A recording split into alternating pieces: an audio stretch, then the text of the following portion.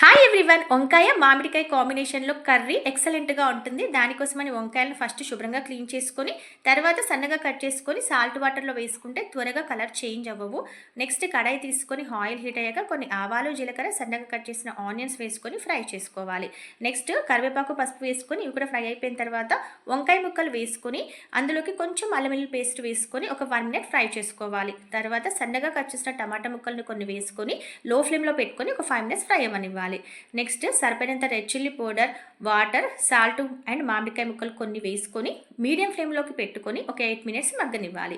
ఈ విధంగా మగ్గిన దాంట్లో కొంచెం కొబ్బరి పౌడర్ వేసుకోండి, చాలా టేస్టీగా ఉంటుంది. కొంచెం కొబ్బరి పౌడర్, ధనియాల పౌడర్, కొత్తిమీర కొంచెం వేసుకొని ఒక 2 మినిట్స్ మగ్గిన తర్వాత స్టవ్ ఆఫ్ చేసుకుంటే చాలా టేస్టీగా ఉండే వంకాయ మామిడికాయ కాంబినేషన్లో కర్రీ రెడీ అయిపోతుంది. చపాతీలోకి, రొట్టెలోకి, రైస్లోకి, దేనిలోకి తిన్నా చాలా టేస్టీగా ఉంటుంది. Thank you.